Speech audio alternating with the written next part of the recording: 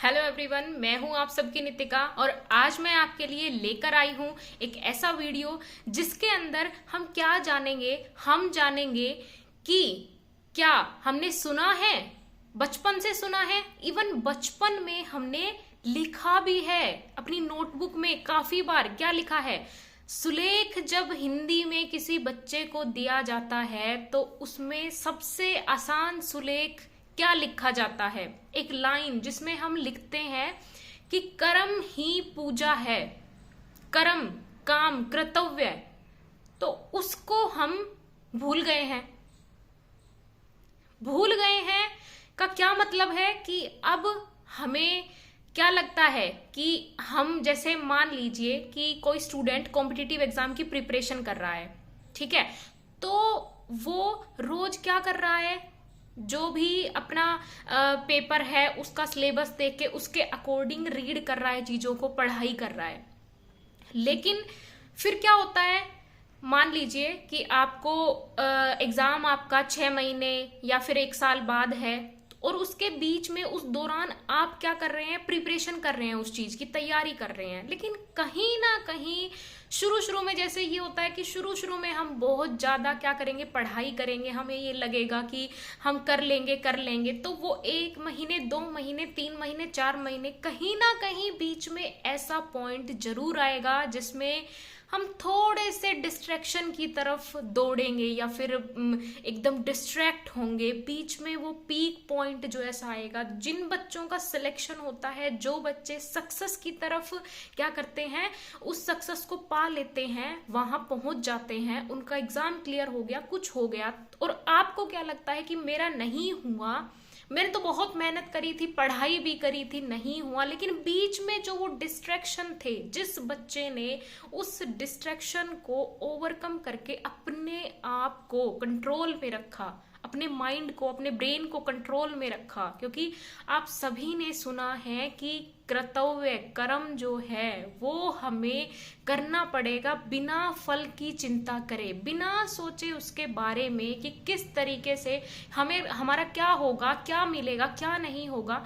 तो कर्तव्य जो है वो हमें करना पड़ेगा, क्योंकि बिना अपना काम किए, बिना कर्तव्य किए तो कुछ भी नहीं मिलता। जिस तरीके से आपने सुनी भी होगी कि महाभारत में श्री कृष्ण जी ने अर्जुन को क्या दिया था, गीता का उपदेश दिया था। उसमें एक लाइन जिसमें पूरा हम कह सकते हैं उन्होंने संदेश में उसके कर्तव्य को, उसके कर्म को महान बताया था। उस कर्म को जो महान बताते हुए उन्होंने बताया कि जीवन का जो उद्देश्य है, कर्म, कर्म प्रधान जिसको हम बोलते हैं, तो कर्तव्य जो है वो हमें करना होगा बिना ये सोचे, क्योंकि भविष्य, भविष्य तो किसी ने नहीं देखा है। तो हम क्यों सोच रहे हैं कि एग्जाम में क्या आएगा या आने वाला है, या हमारे साथ क्या होगा, सिलेक्शन होगा नहीं होगा। अगर हम डेली का अपना काम कंप्लीट पूरे तरीके से कर रहे हैं, सबसे पहले बात है कि जब भी, जैसे क्या होता है, बच्चों को ये प्रॉब्लम हर किसी को इवन मुझे भी कभी कभी हो जाती है कि पढ़ते टाइम नींद आ रही है, डिस्ट्रैक्शन हो रहा है, लाइक फोन लेकर बैठ गए हैं। तो यही होता है, सबके साथ ही यही होता है।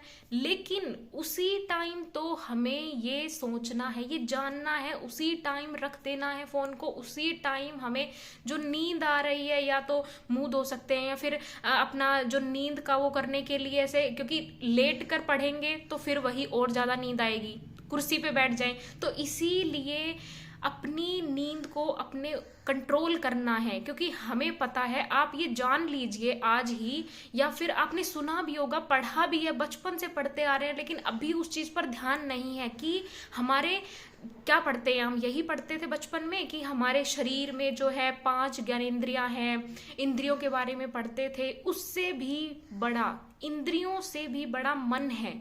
अगर मन को कंट्रोल कर लिया तो इंद्रियां अपने आप कंट्रोल में आ जाएंगी, नींद आना और ये सब।